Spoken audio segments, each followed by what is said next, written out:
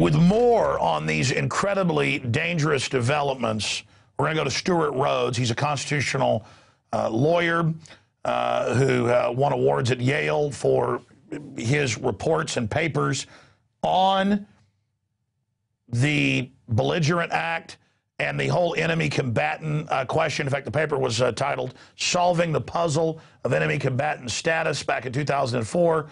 He also, of course, worked in Congress for Ron Paul, and he's the founder of Oath Keepers. He's an Army paratrooper veteran himself. And again, I saw mainstream articles last night and this morning saying that the bill passed, the amendment passed, and I rarely get caught up in something, but then later I learned it didn't pass. It was just that it's passed out of committee and that they're trying to bring cloture so there can't be a debate on it or a filibuster. We're going to get Stewart to talk about that. And the amendment failed. The amendment failed. But this is just incredible. And if it goes through the Senate, then I guess it'll go on to the president, who claims he's going to veto it. But the president's already declared the power to kill American citizens, as they've already done with the Lockheed in that staged event to set the precedent. They've already said they can secretly arrest people and detain them. He said last year, I don't need this legislation. I'll do it through the executive. So it's a lot of politicking to manipulate the public. As one congressman, Amash, said, this is carefully crafted to mislead the public. A week ago, they would say, oh, this doesn't affect citizens, because one provision says that. But then the other provision says, but it does if we say so, basically.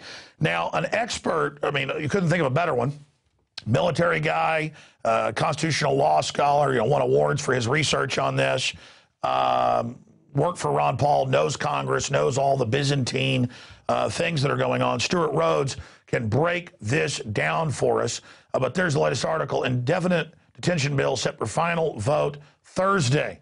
Senate moves to limit debate on unconstitutional legislation. That's up on Infowars.com, the latest there. But again, last night I heard it passed, got up this morning, read articles, said it passed. That's the mainstream media. I've got to learn to just believe nothing they say. It's so incredible. I remember 4 years ago when NATO attacked the Russian-held area of South Ossetia and Abkhazia. For 2 hours, I was reporting, well, the Russians attacked it. Can't believe they did, because CNN was saying it. Turned out it was NATO attacked. I mean, it's just that even I get caught up in their lies. I mean, it's incredible. It's incredible.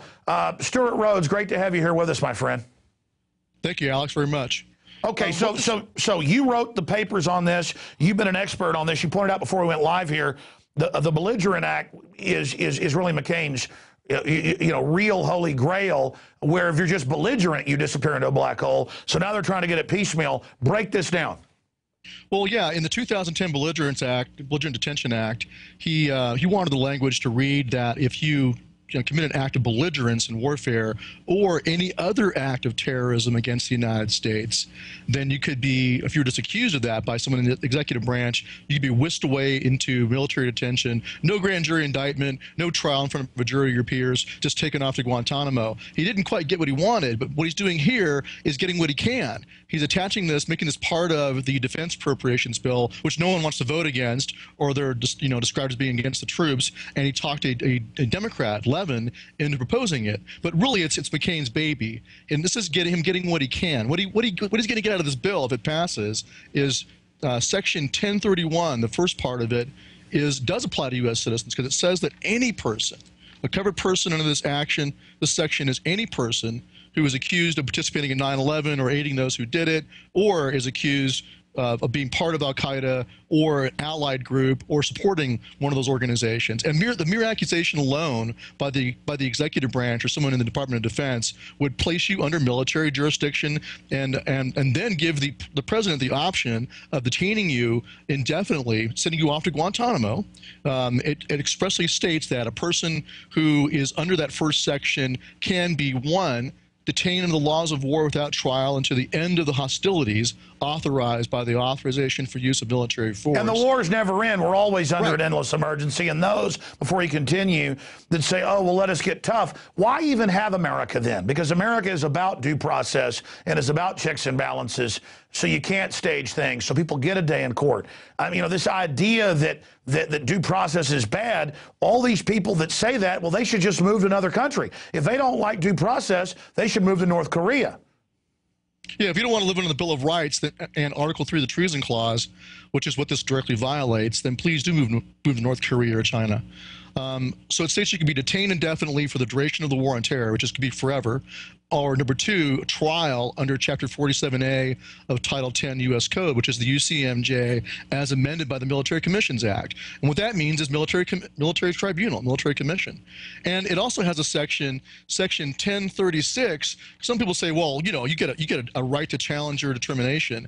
Well, it mandates in Section 1036 that if you challenge your determination, it will be a military judge that shall preside at proceedings for the determination of status of an unprivileged enemy belligerent. And it also states that you will get, if you want one, a military lawyer, not a civilian lawyer, only a military lawyer. So the point is that they're treating you, the American people, precisely the same as if you were an Iraqi or someone in Afghanistan in an occupied country. They're going to come into your house once they decided that you're a bad guy, or just that they don't want to call you a bad guy, say they don't like Alex Jones's speech. And so they designate him an enemy combatant and accuse him of aiding al-Qaeda in some way.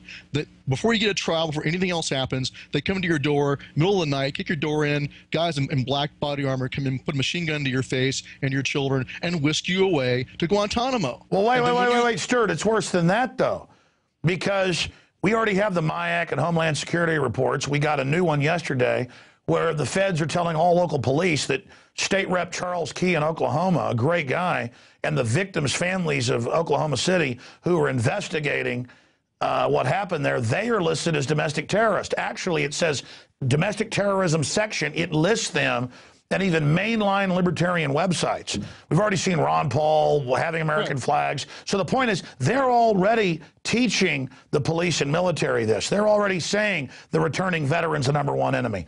You know, they sell it on it's al-Qaeda.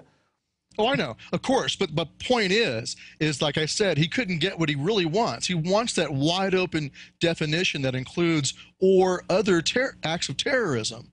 But what he can get, and what he's getting so far, the Udall amendment yesterday to strike this provision was defeated. What he's getting so far is a definition that's supposedly narrow, that only applies to al-Qaeda or those affiliated. And the same al-Qaeda they've put in control of areas like North Africa and Libya and are moving over to Syria. I mean, this all rings hollow when it turns out the globalists are running al-Qaeda. What they're going to do, Alex, is what they'll do is they'll pass this bill like it reads now, and then later on, say the next appropriations bill for the Defense Department next year, they'll insert a very vanilla amendment that says, insert at the end of this section, or other acts of terrorism. And there you go. It'd be a wide open sweeping in of anybody accused of any act of terrorism. But even right now, all they have to do, this is the point, you won't get a jury trial, you won't get a grand jury indictment. They can just accuse you of aiding al-Qaeda through some means, for some nefarious means, and then whisk you away to Guantanamo. And when you want to challenge it, it'll be a military judge, handpicked by Obama, who will determine whether or not you are justified in being held. It won't be a jury. But what about the sections dealing with using the military domestically? We know for decades they've been trying to do this, and we see Marines running checkpoints in California and Alabama, and Army checkpoints in Tennessee, TSA now at checkpoints around the country. I mean, they're already doing this, and they're already killing U.S. citizens abroad. Well, that's the other part of it. That's the other part of it, is that the backdrop to this is that the Supreme Court in 2004, in the Hamdi decision, gutted the Bill of Rights. It's a horrible decision. I don't know why liberals keep saying it's some kind of victory for the Bill of Rights. It was nothing of the sort. I mean, even Judge Napolitano got it wrong last night in his interview with Rand Paul. You know, God bless him, but he missed it on this one. In the Hamdi case, Justice O'Connor, for the majority, made some flowery speech about how the power of the executive branch is not limited, but she went ahead and also said there's nothing in the Constitution that prevents the U.S. government from detaining one of its own citizens as an unlawful combatant. And then she said, but they have a right to challenge their determination, and they have the right to counsel. And in that decision, the only thing the liberals were arguing against back then was that Congress had not given authorization. Well, the Supreme Court ruled in the Hamdi case that Congress had given authorization in the 2001 authorization for use of military force, which even Ron Paul voted for. But he didn't realize they were going to use that to justify military detention. So what they've done is they've opened the door to the international laws of war being applied to the American people. And yes, yes, as I said in my paper back in 2004, if you can detain somebody under the laws of war, what else can you do with an enemy combatant? You can also just kill them on sight, which is what Obama has started to do. It's all about the laws of war. The NSA spying on the American people was defended by the Bush administration as being under his powers as commander-in-chief to surveil the battlefield. Obama now claims the power to go ahead and just kill you. It's all very consistent with what can be done to a foreign enemy in wartime. Well, that was my next point, is that if you go back to the Military Commissions Act and all of that, I remember at the time covering it and having you and others on, you know, it says citizens are exempt unless the Defense Department or people they designate say that you're a combatant, and now you're basically extrajudicially stripped of the rights of a citizen. So it's all these games, and they say it over and over again. But what about the overall psyop last week and this week of saying it doesn't affect citizens, even when Lindsey Graham and even when John McCain admitted it did? We see that classic military psyop of trying to make the debate about whether it did this or not instead of debating, is this a good idea?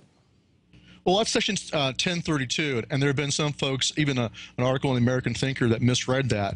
1032 requires military custody, but then for certain people, but then exempts from that requirement U.S. citizens or lawful residents for actions that are committed here. What that means is that the president must detain someone in military custody if they meet the criteria, except unless they're U.S. citizens or lawful residents. And in that case, he's under Section 1031, he has discretion. So all it really means is that he must detain some people, but when it comes to U.S. citizens and lawful residents, he can do what he wants. He can try them by a jury trial for criminal statutes under federal law, or he can put them in military custody.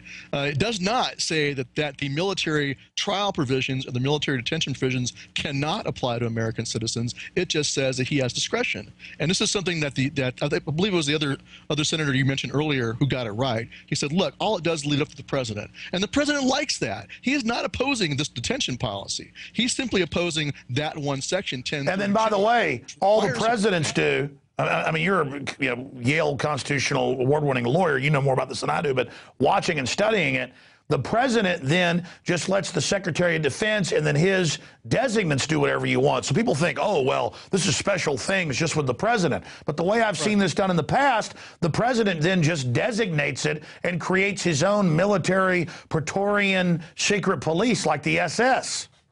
Well, that's correct. In this actual document itself calls for the establishment by the Secretary of Defense,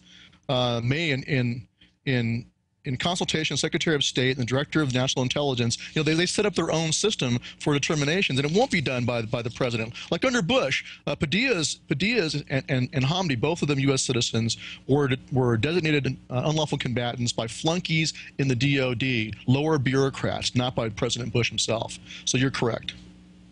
Incredible.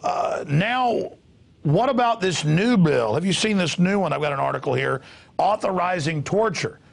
Now they're not even denying that it's torture. They're just saying, yes, we're going to torture.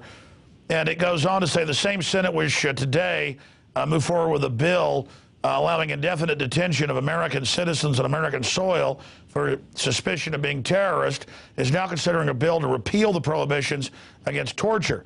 The ACLU and another 30 organizations sent a letter to the Senate asking them to oppose an effort in Congress that threatens to revive the use of torture and other inhumane interrogation techniques. I mean, the Nazis, Stewart, as you know, didn't put stuff on paper. I mean, as a constitutional lawyer, as a veteran, but this is a guy searching history, why is it a bad idea to have torture? That's like asking, why is it wrong for Mr. Sandusky to rape children? I mean, well, why is it wrong to put children in barbecue pits? But, I mean, why is it wrong to have a government that secretly arrests people and has dungeons and tortures people? Why is it wrong to put babies in deep fryers? Well, I mean, the founders, first of all, as a matter of constitutional law, the founders put the Bill of Rights in place and also the Treason Clause of Article 3, in particular to stop torture, to stop compelled confessions. That's how they got a compelled confession out of you in the Star Chamber in English history. They tortured you, forced you to confess, and then they executed you for treason against the king. The founders knew that history. They also experienced, if you go read the Declaration of Independence, it talks there very clearly about the cause of taking up arms. One of them is denial of jury trial. One of them is the application of a jurisdiction foreign to their constitution against them. Another one is, which would be military tribunal. Another one is the application of military law to the colonists, whisking them way overseas. This quartering of troops, and they've already militarized our police. I mean, that's military right there. That's an end run around posse comitatus. I mean, the whole Bill of Rights, the Fourth, Fifth, Sixth Amendments, and the Eighth Amendment also, in particular, were designed to stop exactly this: arbitrary detention, denial of jury trial, being whisked away into military custody, the military being made superior to the civilian power, the denial of the right to jury trial, which is mandated in Article 3 of the Treason Clause. It tells you very plainly what must be done with an American who wages war against his own country or aids the enemy. And Scalia got this right in his dissent in Hamdi. He said, look, the Treason Clause is plain. It's right there. It tells you you must try them in a court, in a civilian court, in front of a jury of their peers in a public trial. And if they're a traitor, they're going to get executed. But I mean, here's what's so amazing. Right. And that's the whole point. That's the whole point of that, is they knew that secret evidence and torture would be used. That's why they insisted on a civilian trial in an open court with 2 witnesses to the overt act. Absolutely. Not one, informant or something lying. Now we have secret informant testimony. I mean, and now you can't face your accusers. How much of our constitutional system has been completely overthrown? I mean, as a layman looking at this, it looks about like 80% has pretty much just been blown to bits. Well, if they pass this bill, it'll be pretty much our enabling act. I mean, the only thing left would be for John McCain to do an amendment that says, or any other action that's considered terrorism by the U.S. government. But really, you should see this as a declaration of war against the American people. That's how we should see it. We need to stop this right now. If we don't, Alex, I do believe that there'll be no recourse except another revolution. Otherwise, we are going to be lost. We will be put in the same position as the Founding Fathers were in 1775. They have taken off the mask and told us, I mean, they could do it to your kids. There's no age limitation in this bill. They could take your children away and take them to Guantanamo and hold them for the duration of the war on terrorism on the mere accusation that they are terrorists. I know it sounds ridiculous, but they could do it. So why do you want to wait until it gets done to you, the American people? They're telling you already what they're going to do. They're declaring war on you. John McCain is a traitor. Every single one of them that votes for this, Lindsey Graham, are all traitors. They committed treason against you. And I don't use that term lightly. But they are declaring war and waging war on the American people. And so, as far as I'm concerned, if they pass this bill, it's put up or shut up time for the American people. Either you're going to fight another revolution or you're going to be slaves. Well, Stewart, at the beginning of the show tonight, I said to the viewers, I said, I'm never somebody that shoots my mouth off about violence. I want to fix things peacefully. I'm into the info war. And I've studied history. It's engrossing. I'm obsessed with it. And unfortunately, I had to tell viewers at the beginning that people do need to go ahead and prepare for defense, because this is a declaration of war against the American people. They've set Northcom up. They've set up the National Police Force.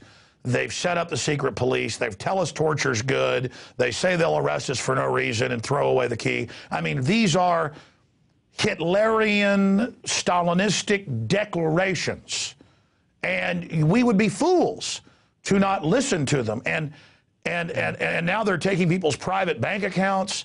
I mean, it is as if the gates of tyranny have been opened against us. And it's always darkest before the dawn. I hope this gets turned back. But if there was ever any doubt about the drive, the mindset, the makeup of Lindsey Graham and people like him and John McCain, I mean, these are modern day tyrants. I mean, these people really are would-be Kim Jong-ils, and I know you've never talked like this on my show. I probably interviewed you 20 times. I've seen hundreds of speeches you've given, and you're just being honest, Stewart. You know, it's not fun as a broadcaster and a talk show host to get up here on air, and because I know the danger, but the truth, veritas, is paramount, and they provocateur, they want violence, we don't want it, but if they do start disappearing people and stuff, my God, we're just entering an area of the ball game where they want to force a confrontation. I mean, clearly, Stewart, you see, just like the arrogant redcoats, did 230-something years ago, they're trying to push a confrontation right now. Well, but there comes a point, though, as Patrick Henry said, that where you have to realize that the fight's going to come, and if they're telling us what they're going to do, I don't see them giving up this power or relenting unless they're forced to. And yes, there's a thin chance we could do it through politics, but look at the vote yesterday on the Udall Amendment, which Rand Paul joined. In co-sponsorship of. It was defeated. So the majority of the senators and almost every single Republican except for Rand Paul and a bunch of the Democrats also, a bipartisan assault, the majority of them want this. They think it's totally fine to hold American citizens indefinitely without a trial, or try them at military tribunal and execute them. They think that's great. And so, so far, politics has failed us. And really, I think that once you have this act in place and they start to use it, then you're talking about, having crossed the Rubicon, and now you're maybe like 1774. You're on the eve of conflict. That's where you are. And the only real question then is a matter of time and how it's going to go, and how do you maintain the moral high ground, which our founding fathers did. And I do urge people to take a very close look at our history. They were pushed again and again and again until they finally had to fight back because they came for their weapons. And that's what's going to happen in this country. If they pass this bill, the next step will be they put all the pieces of the puzzle in place, and then they need an excuse or a pretext, as you talked about many times. Then there'll be a domestic terrorist attack or something like that will happen, and they'll start rounding up people. When they get to that point and it starts to happen, you will have no recourse but to fight. Same place that Solzhenitsyn was in when he talked about how they burned in the camps later, lamenting the fact that they waited and they did not fight back. That's where we will be. But we're not Russia. We're not Germany. We're not in Nazi Germany, good little Germans. There is a sizable portion of the population of this country who are not going to take it and who are going to fight back. Well, Stewart, you're right. And the globalists have miscalculated. I mean, when you see Corzine making 40-to-1 bets with people's private bank accounts, and this is the main economic advisor to Obama, these are mentally ill people. They've got actuaries, they've got think tanks, they've got political scientists telling them what moves to make, but they're not going to be able to carry this out. There is at least 30% of the population that when they see others overrun and arrested and then tortured and trotted out, all drugged up, could be you, could be me, who are going to go off. And I want to tell the military and police, the globalists are going to sit offshore and watch you get chewed up in a fight with the American people. It's very important that police and military really make a decision now which side they're going to be on. Because this is a decision. Right. This is a decision for all the marbles, their family, their country, everything. The tyrants we have running things, I've studied the different tyrannies, is so absolutely wicked and hateful. I mean, it's not some boss hog corruption, Stewart. Your comments on that? No, you're correct. And that is their Achilles heel. And that's why I founded Oath Keepers. The military, you're right. Choose now whom you shall serve. Either you are, I'm talking to the military out there especially, either you are a son of the Republic and you will defend the Bill of Rights and the Constitution, or you are a traitor to your country and you are nothing but a lowly dog, an obedient dog to the powers that be. Choose now whom you shall serve. Well, that's what's so disgusting about this, Stewart. It's not fun being right. It's not fun that we've been proven correct. It's very sick. And the pace it's moving is so quick and so naked now. Undoubtedly, I mean, look at Fast and Furious. They got caught shipping tens of thousands of guns into Mexico, so they had CBS release, we allowed them to be sold at a few gun shops. Of course, it came out. It was drugs being shipped into the U.S. by the ATF, FBI, DEA, Border Patrol, Coast Guard, you name it, and several other federal agencies. It was tens of thousands of guns, not just shipped out of the country, but to Honduras, Mexico, Illinois, Indiana, Florida, to gangs that were killing other gangs. And you find out our government literally is a mafia at the top of drug-dealing criminals. And you find out they really did stage Oklahoma City. You find out they really did do all. I mean, people need to understand. I mean, we're not just sitting here demonizing people we don't like. I don't have words, Stewart, from my study to describe just how nasty these people are. And I don't think people understand. It's like you said, Solzhenitsyn said, what would have happened if we'd have met the secret police with hatchets and pokers, when they came to grab people? Half the city wouldn't have been taken to their camps. The organs of the machine would have ground to a halt in days. I mean, and when you realize the very same mega banks that funded Lenin and Stalin are funding this now. They plan to do all of what they did in the Soviet Union here. They lick their lips and talk about how they plan to exterminate at least 20% of this country. They plan to take our kids and our wives and blow their heads off after they rape them. These are murdering, absolute people worse than the Bolsheviks. And I don't say that for effect. These are wanton, bloodthirsty scum, and they have our flag on their shoulders. How do you deal with that? Well, I think the important thing to always go back to is our Constitution and Bill of Rights.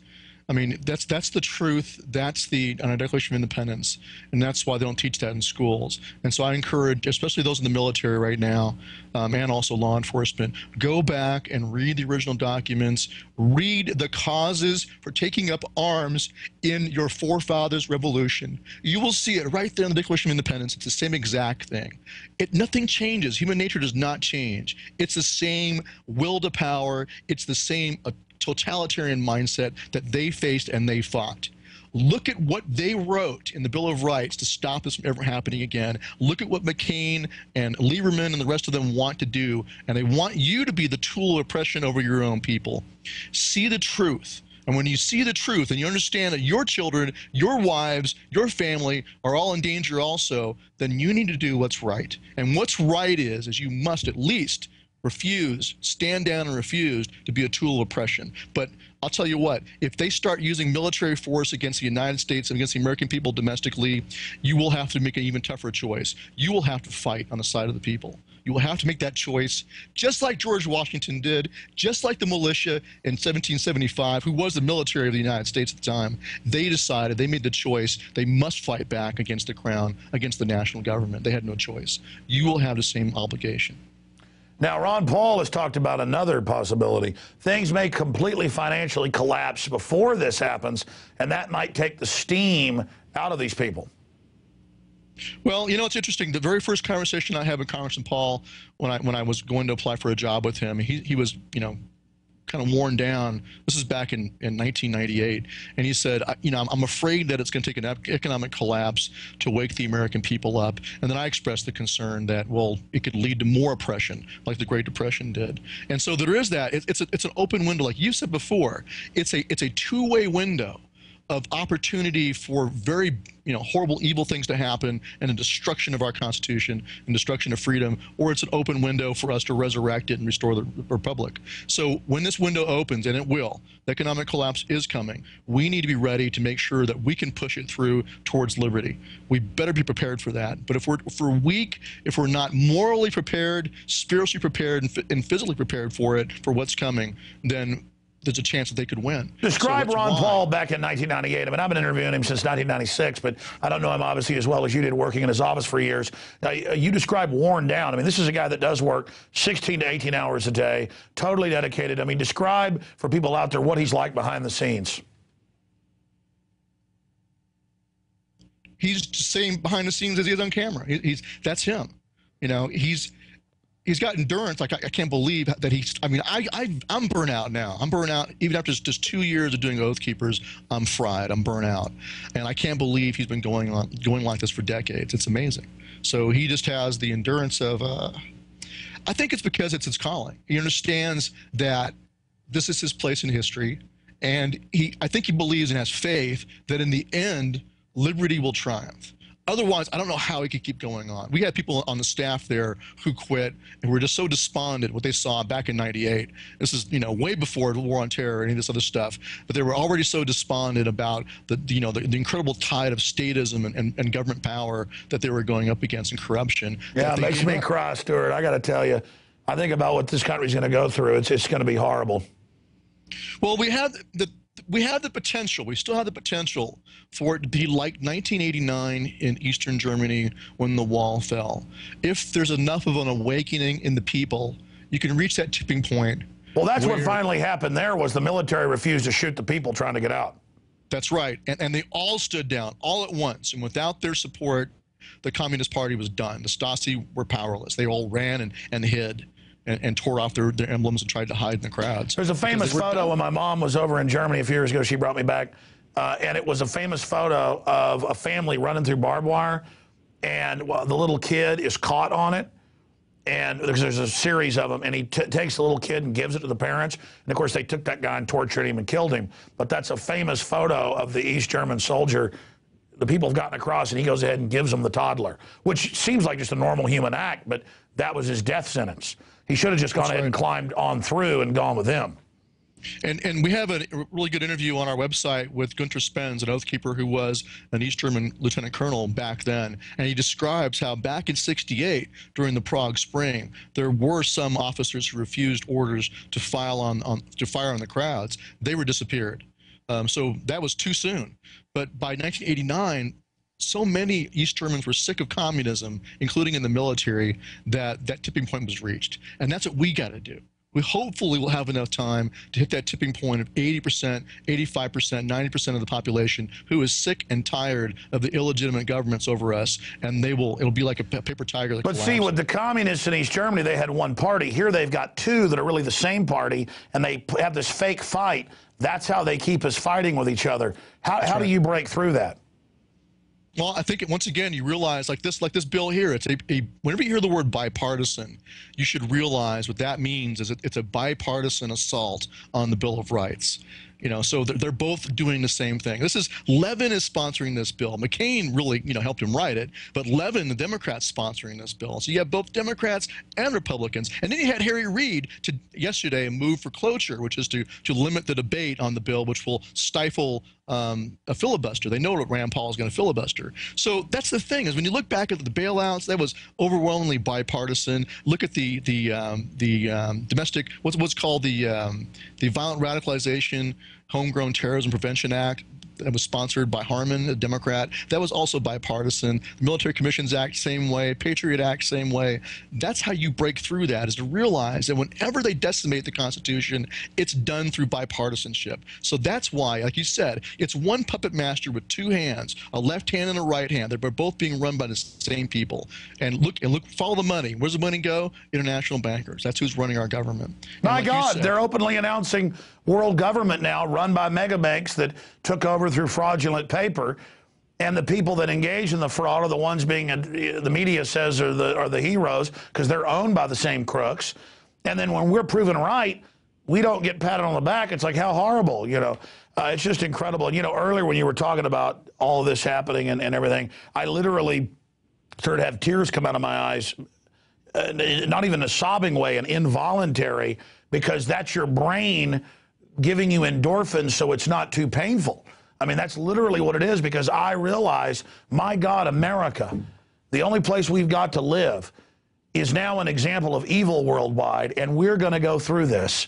I mean, it's the realization that we're going to have to go into the first few circles of this hell, and then a lot of people we've warned are going to get activated after it's really naked, and after they really experience the fruits of tyranny.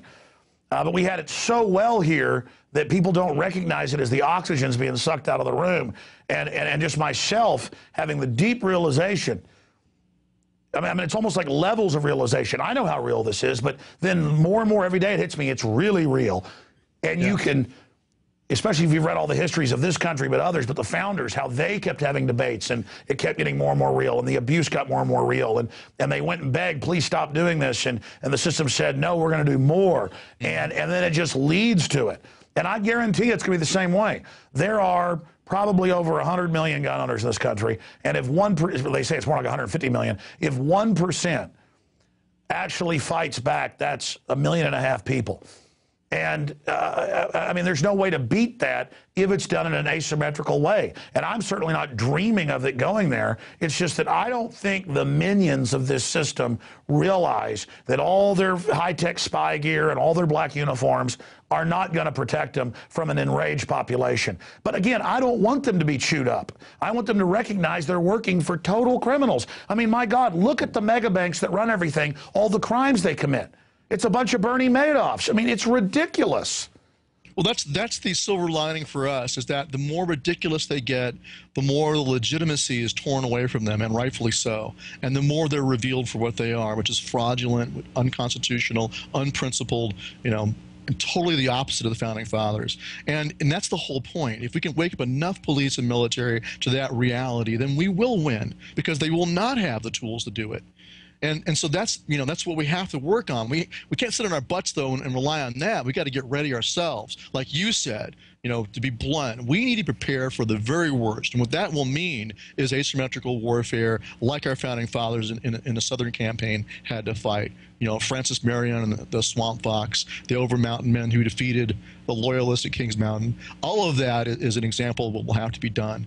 And this country will be like Afghanistan. Not saying I'm trying to compare Americans to the Taliban or anything like that, but the point is you will see a resistance like that. You will see that kind of a hardcore resistance in the United States. But it is my hope and prayer that you can avoid doing that by having enough of the military and police simply side with what's right. Side with the Constitution, side with the Bill of Rights, side with the Declaration of Independence, and do what's right. I hear you.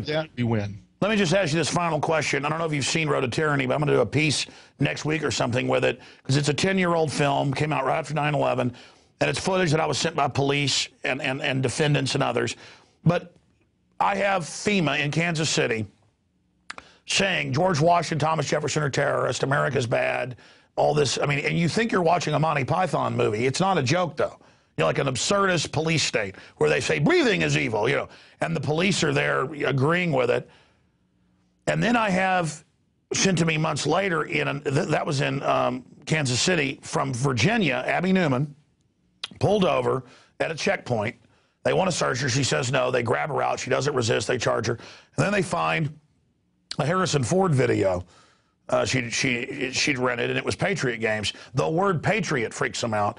And they don't even know what Harrison Ford is. I mean, it's like a joke. Like, it'd be funny if it wasn't. Like, you're watching this from their squad car as they dig through her trunk 10 feet away with mics on.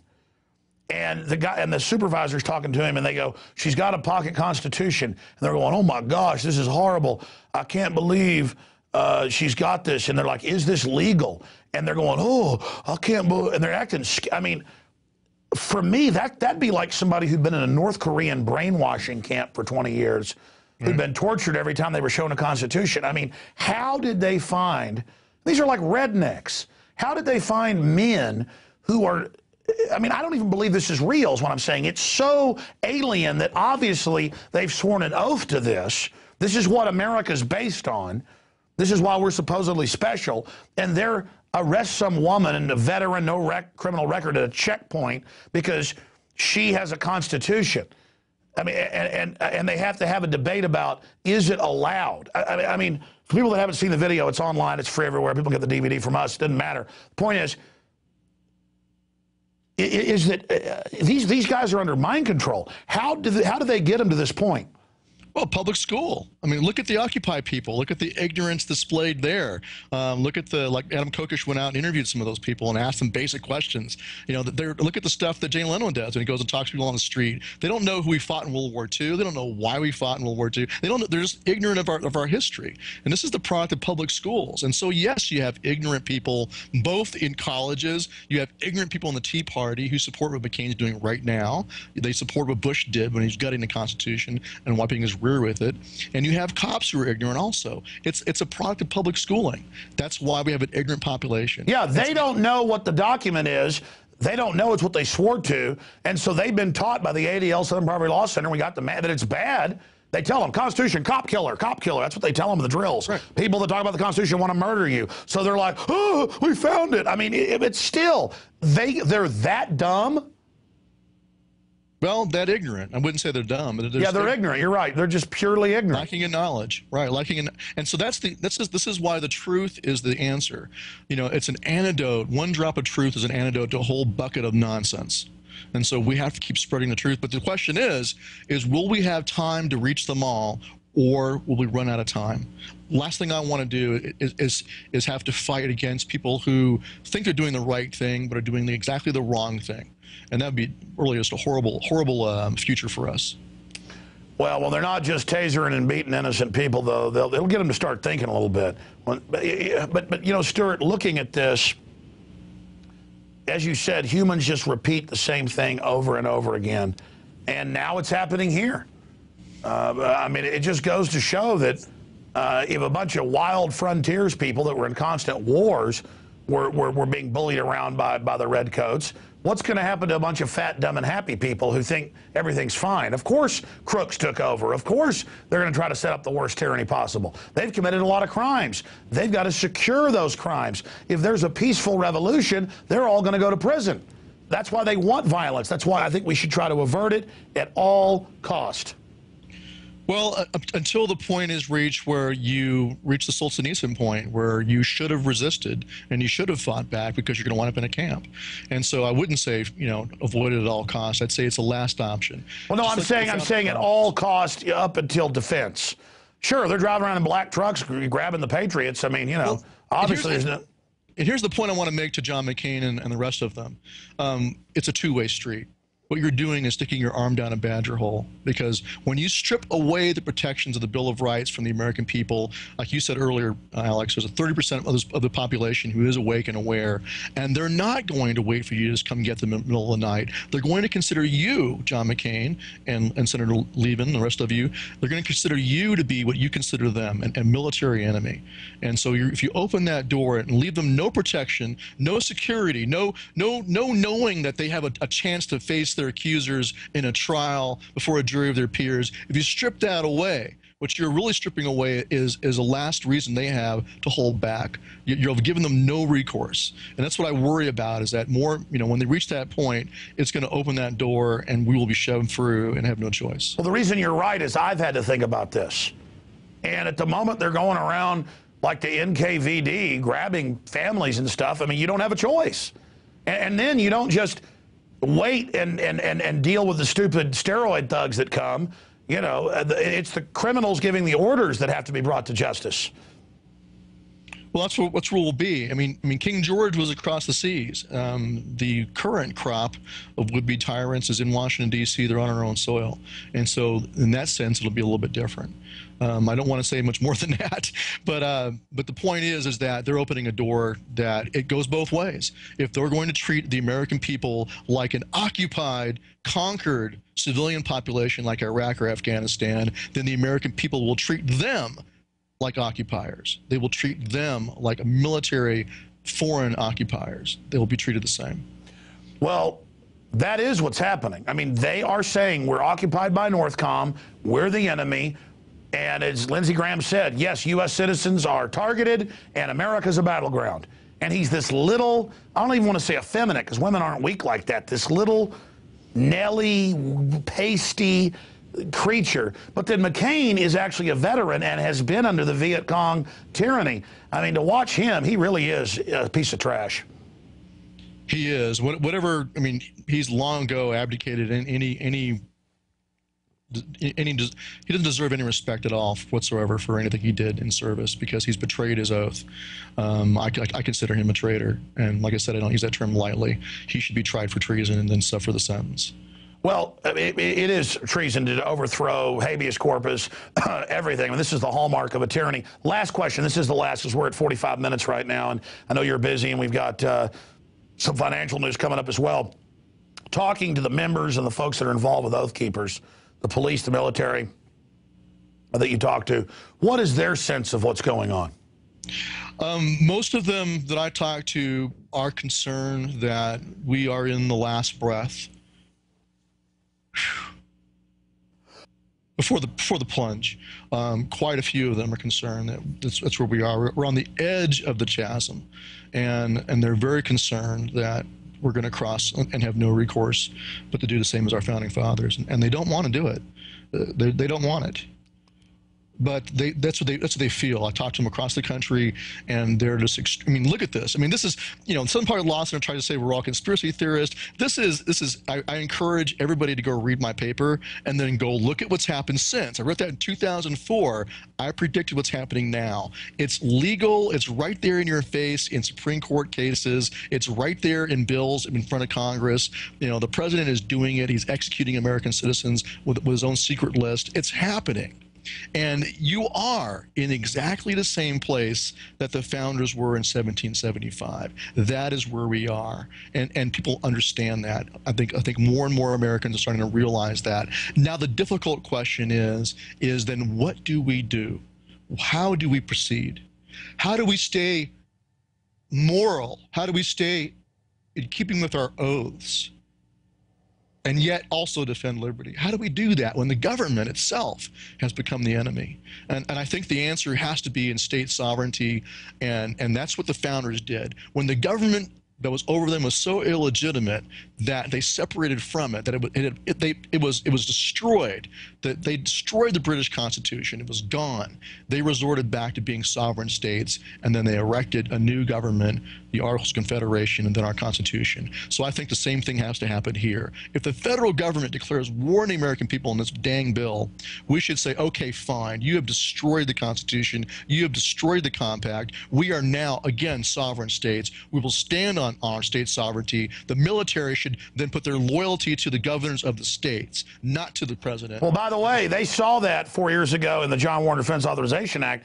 It had language in it about the state governors, if they were insurrection, or the populations, and how they were going to make a 10-region governor deal, which they've now done. So the system is even war gamed all this out.